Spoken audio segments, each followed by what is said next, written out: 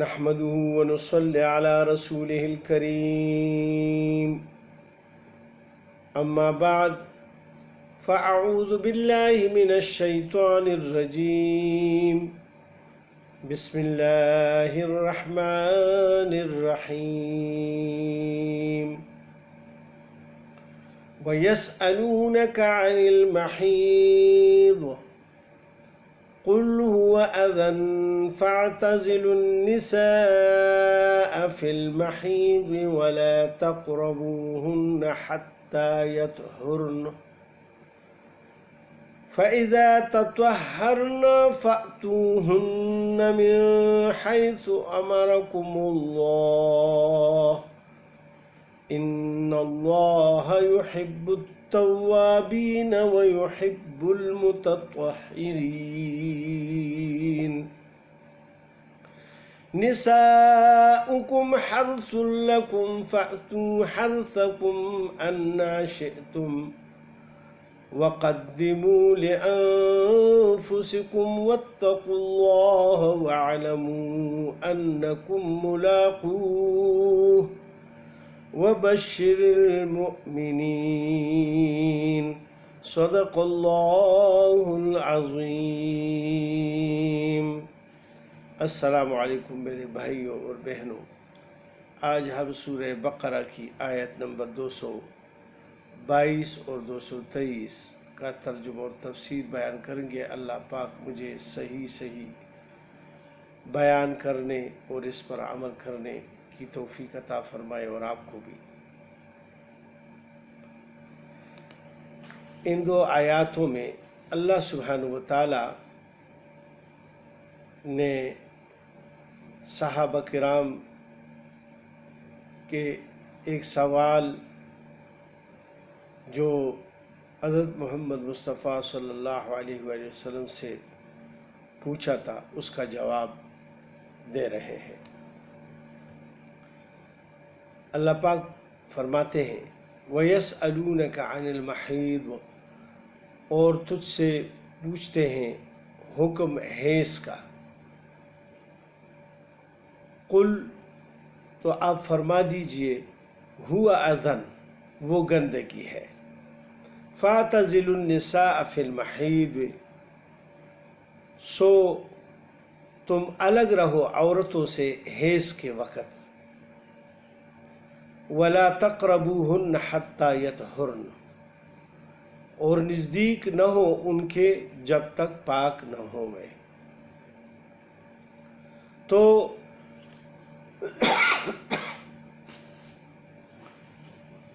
اللہ سبحانہ و تعالیٰ نے صحابہ کے اس سوال کا جواب اس آیت میں دیا ہے کہ انہوں نے رسول پاک صلی اللہ علیہ وآلہ وسلم سے حیض کے بارے میں پوچھا، جس کو ہم لوگ ماہواری کہتے ہیں، جو عورتوں کی عادت ہے ہر مہینے جو ان کا خون آتا ہے،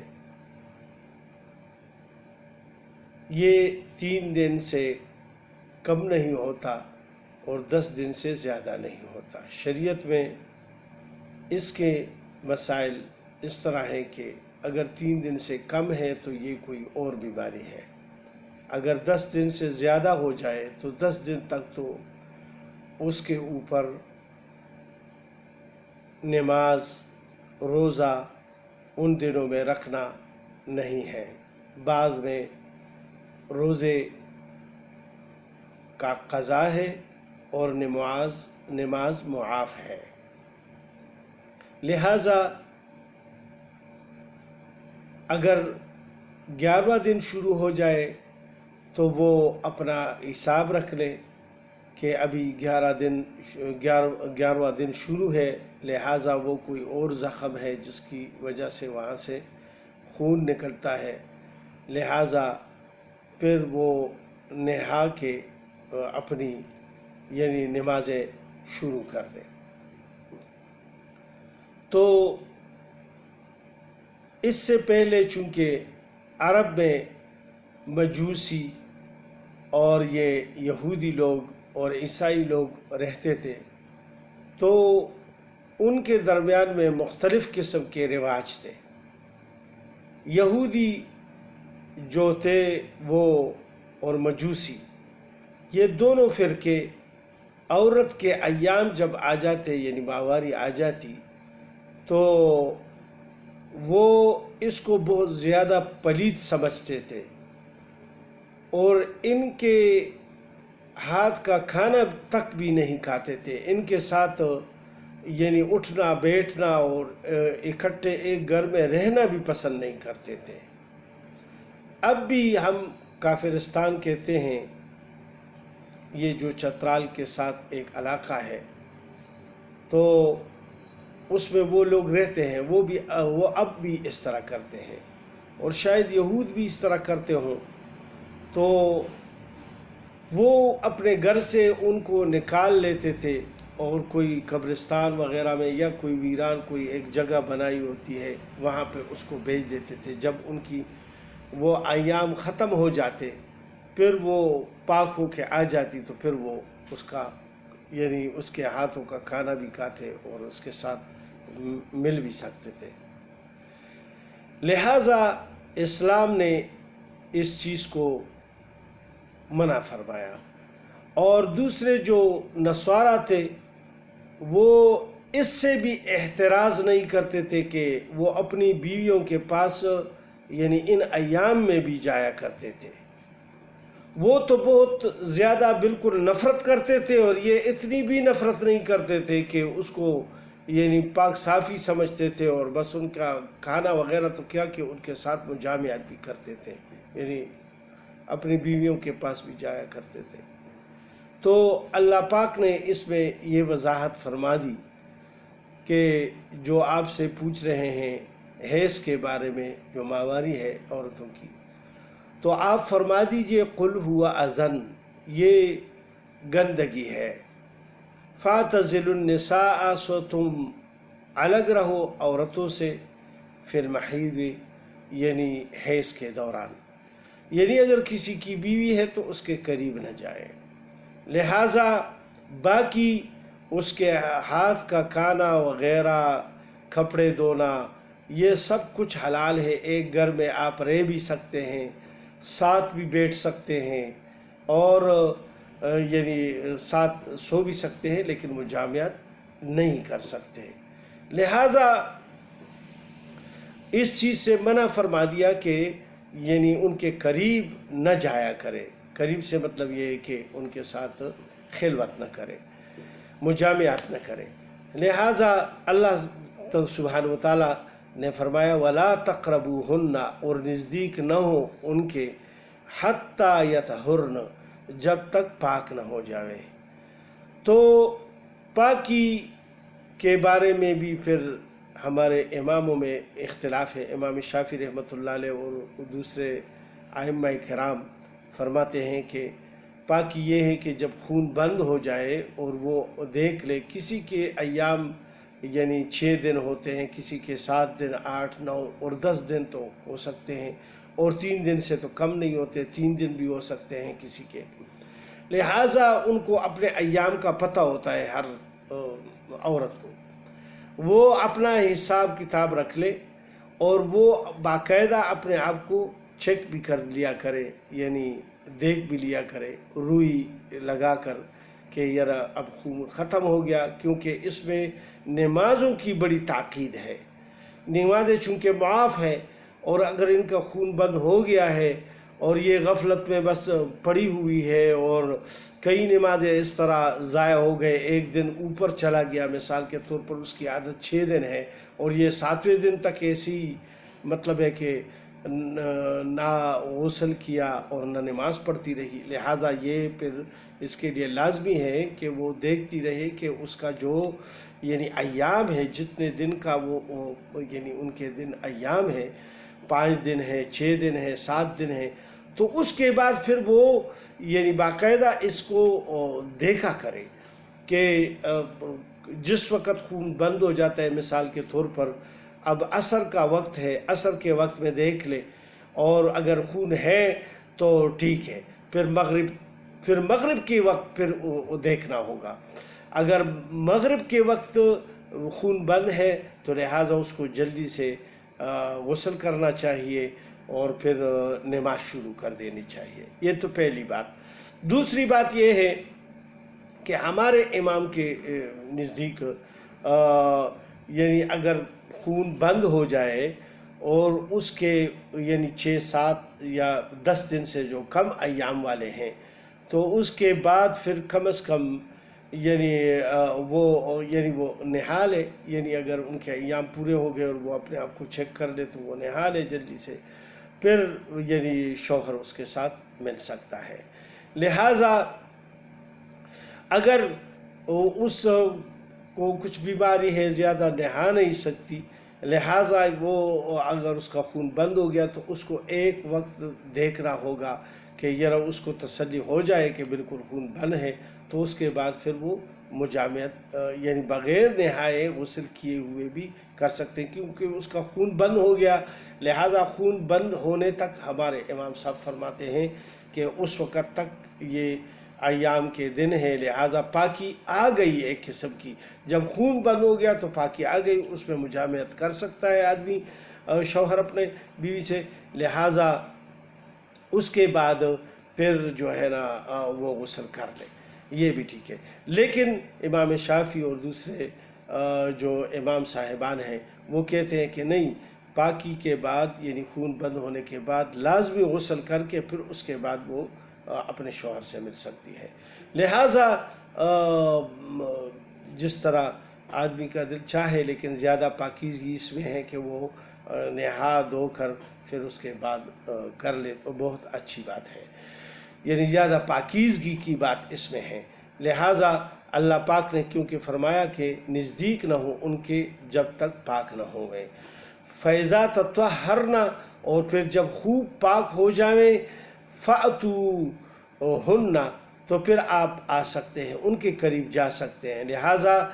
زیادہ تاکید اس میں ہے کہ وہ نہا لے، پھر اس یعنی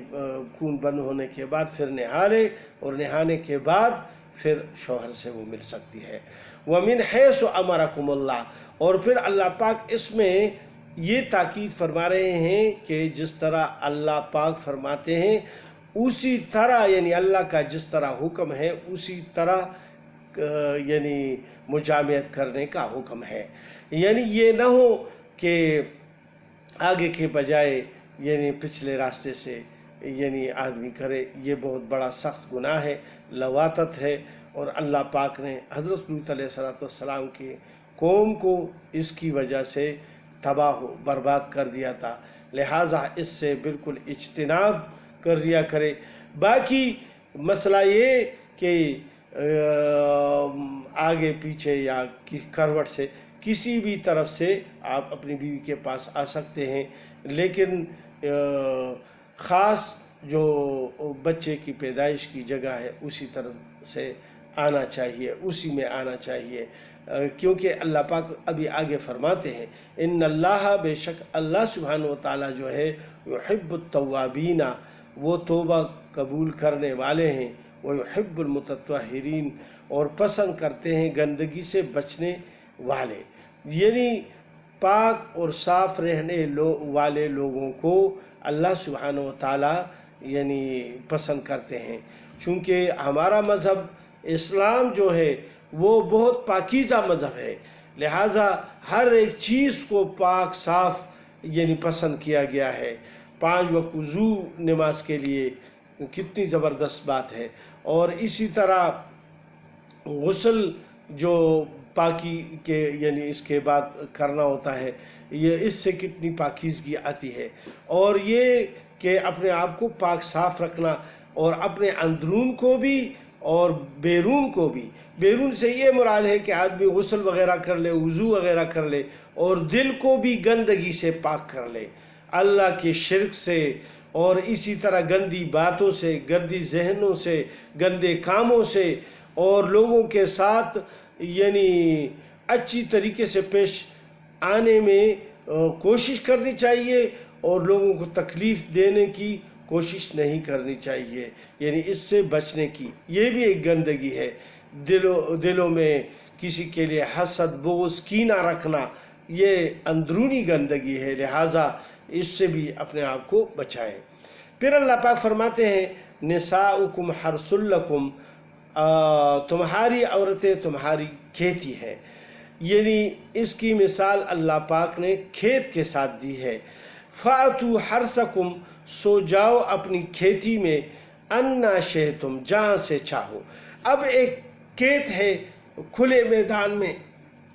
اور اس کے طرف یعنی چاروں طرف سے یعنی وہ راستے ہیں، تو آپ کسی بھی راستے میں آ سکتے ہیں، یعنی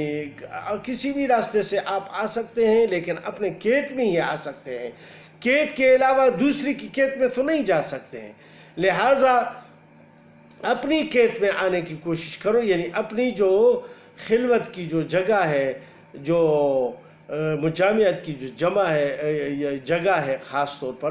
اس میں آنا چاہیے، یہ نہیں کہ آپ کسی دوسرے محل میں جائیں۔ لہٰذا اللہ پاک نے اسی میں یہی فرمایا ہے وَقَدِّمُوا لِأَنفُسِكُمْ، اور آگے کی تدبیر کرو اپنے واسطے، یعنی اپنے لیے آگے بھیجنے کی یعنی کوشش کرے۔ یعنی آگے دو مقاصد ہیں اس کے، ایک یہ کہ دنیا میں جب انسان یعنی اپنی بیوی سے ملتا ہے تو اس کے لیے ملتا ہے کہ مجھے اللہ پاک نیک صالح اولاد دے دے، اور وہ میرے لیے یعنی آئندہ کے لیے صدقہ جاریہ بنے، کیونکہ ایک حدیث میں رسول پاک صلی اللہ علیہ وسلم فرماتے ہیں کہ صدقہ جاریہ کی بھی مختلف اقسام ہیں۔ مثال کے طور پر ایک تو راستے میں آپ راستے بنائیں اور اس کی یعنی صاف ستھرا رکھیں، یعنی اس سے پتھر وغیرہ اور یہ کھیل وغیرہ اس طرح کانٹے وغیرہ یہ ہٹائیں۔ دوسری بات یہ ہے کہ اگر کوئی پل ہے وہ بنائیں، اگر کوئی کنواں ہے ایسے راستے میں یا کسی جگہ میں جہاں پہ پانی کی قلت ہے وہاں کنواں ایک کھود دیا، اور اولاد بھی اس میں آتے ہیں کہ یہ صدقہ جاریہ ہے۔ لہٰذا اپنے لیے اللہ پاک نے فرمایا وَقَدِّمُوا لِأَنفُسِكُمْ، اور آگے کی تدبیر کرو، کیونکہ یہ جب آپ مریں گے تو آپ کے پیچھے یہ دعائیں پڑھیں گے، تسبیحات پڑھیں گے، نمازیں پڑھیں گے، قرآن کی تلاوت کریں گے، تو جو چیزیں آپ نے اچھی تربیت دی ہے لہٰذا وہ وہی کام زندگی میں کرے گا جب تک اس کو اللہ پاک زندگی دیں گے، تو آپ کو اس کا صلہ باقاعدہ ملتا رہے گا۔ آپ قبر میں ہوں گے، آخرت میں ہوں گے، پھر اس کے بچے پیدا ہوں گے، تو لہٰذا جس طرح آپ نے قدم رکھا اپنے بچوں کی یعنی تربیت کی، اسی طرح وہ ابھی اپنے بچوں کی تربیت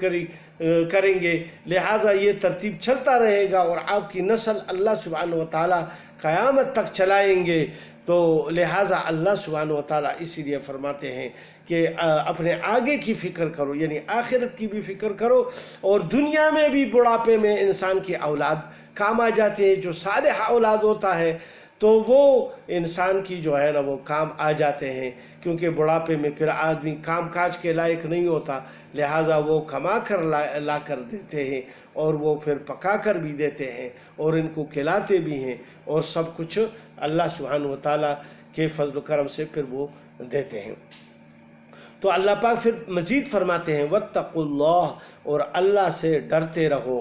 وَاعْلَمُوا، اور جان رکھو، أَنَّكُمْ مُلَاقُوهُ، کہ تم کو اس سے ملنا ہے، وَبَشِّرِ الْمُؤْمِنِينَ، اور خوشخبری سنا ایمان والوں کو، یعنی اللہ سبحانہ وتعالیٰ کے ساتھ ہم قیامت میں ملیں گے، ان کے سامنے کھڑے ہوں گے، پھر اللہ سبحانہ وتعالیٰ ہم سے حساب کتاب لیں گے، لہٰذا اس دن سے ڈر کر اس دنیا میں وقت گزارو اور اللہ کے احکامات کو پورا کرو، اپنے رسول صلی اللہ علیہ وسلم کے نقش قدم پر چل کر زندگی گزارو، تو یہ کامیابی کی طرف ہم جائیں گے، پھر اللہ کے سامنے سرخرو ہوں گے اور خوش و خرم رہیں گے اور جنتوں کی خوشخبری ملے گی۔ لیکن اگر اس کے اپوزٹ ہم جائیں گے یعنی تو پھر اللہ سبحانہ وتعالی ہمیں پکڑیں گے، تو اللہ سبحانہ وتعالی ہمیں اپنی پکڑ سے محفوظ رکھے اور اپنی خوشخبریوں میں ہمیں جگہ دے اور اپنی جنتوں میں ہمیں جگہ دے۔ وما علینا الا البلاغ۔ السلام علیکم ورحمۃ اللہ۔